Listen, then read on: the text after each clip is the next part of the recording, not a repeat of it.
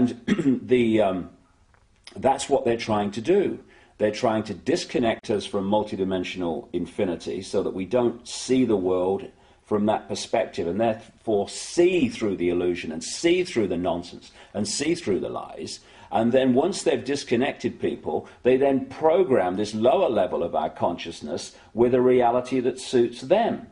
And this is why people who have had a different perspective on life, a different perspective on reality, who have held that connection to some extent out into the infinite, and have expressed that view, expressed that vision of reality and possibility here, they're the ones that are dubbed crazy, lunatics, and dangerous. Why? Not because they are, but because from the point of consciousness that they are perceiving this world, to people who are here, the vast majority, that is just crazy.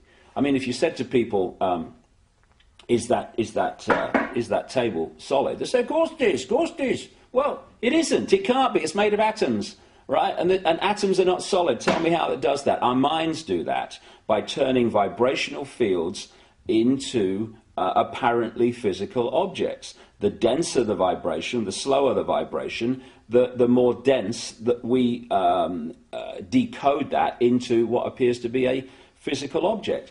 And so someone who's out there and can perceive that sees the world in a completely different way, and because it's different to the norm and the mass norm, which is programmed into people from cradle to grave, they're just isolated and called crazy. When in fact, they're the people we need to listen to. Yeah, and, I remember Stanley Messenger.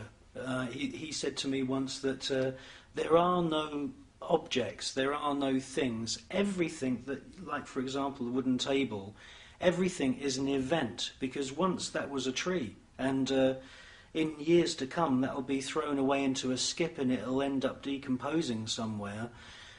We don't perceive that as an event because it's happening on a slow scale. But there are no things, there are only events.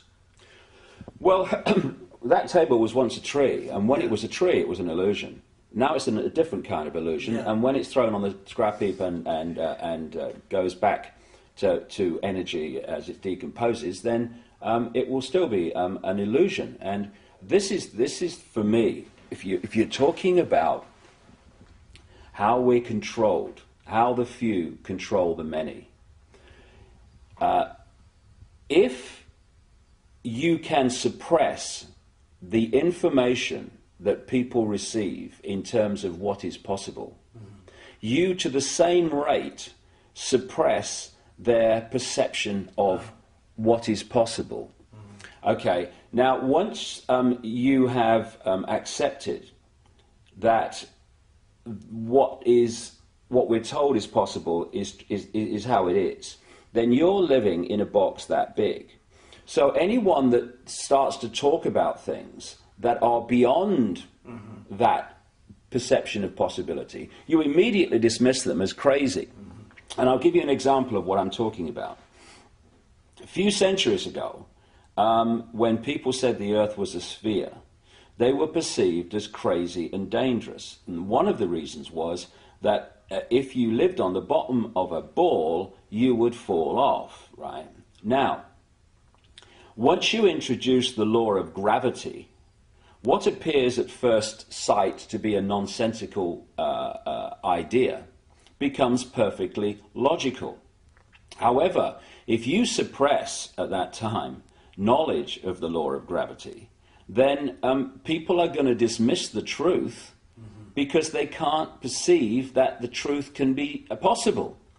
And when you're talking about entities that shapeshift, that appear and disappear, UFOs that appear and disappear, if you program the population to believe that this world is all there is, that this is a solid world of solid individual objects, then the idea of things appearing and disappearing or shape-shifting from one state to another, to that sense of perception is totally ludicrous. But once you introduce the suppressed knowledge, which is that this world is not solid, and what we're living in is basically symbolically a radio station, in terms of all the radio and television stations broadcasting to this place now are all existing in the space that I'm sitting in. I can't see them. They are not aware of each other unless they're really close on the dial. Because they're on different frequencies. And if I'm on or something else is on a different frequency, a seriously different frequency to that wall, then I can walk through it, or something else can walk through it. Just as if I turn my radio on now, I tune into a radio frequency broadcast that's coming through this wall or this window. And so this reality that we think is so solid and all that there is actually like a radio station. And this physical body, this holographic illusion, locks us in, tunes us in like a radio to this radio station, to this reality.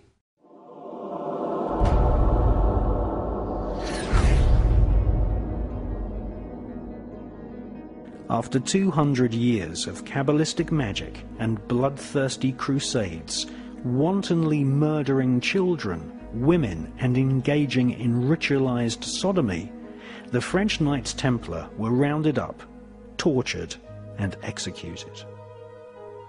Many confessions told of the Knights Templar monks ritually sodomizing each other, invoking evil spirits, and implanting these spirits into animals such as cats. Various black magic artifacts were confiscated from castles owned by the Knights Templar, including silver caskets containing desiccated heads and skulls. The Knights Templar referred to these heads as Baphomets. They were placed at the center of a round table. Templars would then conduct a séance invoking the spirit of Lucifer to speak through the head. The most damning information exposed them as anti-Christs. Several Knights Templar confessed that the image of Jesus was spat upon and trampled during Kabbalistic rituals, a satanic tradition which is still practiced to this day at lodges of the Ordo Templi Orientis, which was once headed by Aleister Crowley. Many Knights Templar bribed their way out of prison and escaped to Scotland and the Mediterranean island of Malta. They first renamed themselves the Sovereign Knights of Malta, and then, after establishing trade routes to North America long before Christopher Columbus, they re-emerged in Scotland, calling themselves Freemasons. All versions of Freemasonry, Rosicrucianism, the Skull and Bones, the Palladian Rite of Freemasonry, Co-Masonry, Scottish Rite Masonry, the Ku Klux Klan, and Crowley's Ordo Templi Orientis are derived from the original Kabbalistic rituals of the Knights Templar. The Kabbalistic banishing ritual of the pentagram was in part performed by Queen Elizabeth II during her coronation ceremony in 1952. The ritual was based on the lesser banishing of the pentagram ritual designed by Aleister Crowley for the Golden Dawn secret society.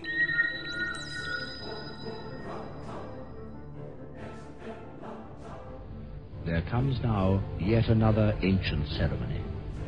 The great officers of state and the bishops and the nobles who have borne the swords, the scepters and other regalia move to the steps of the throne which stands upon its dais. This throne, like the raised floor of the theatre itself, is descended from those days 1500 years ago, when the early kings sat for their crowning upon a mound of earth. So today, the Queen will ascend the steps of her throne, there symbolically to be lifted into it by the Archbishop and the Earl Marshal, in the sight today of a great multitude of people. It is at the moment that she is seated upon her throne that she takes possession of her kingdom.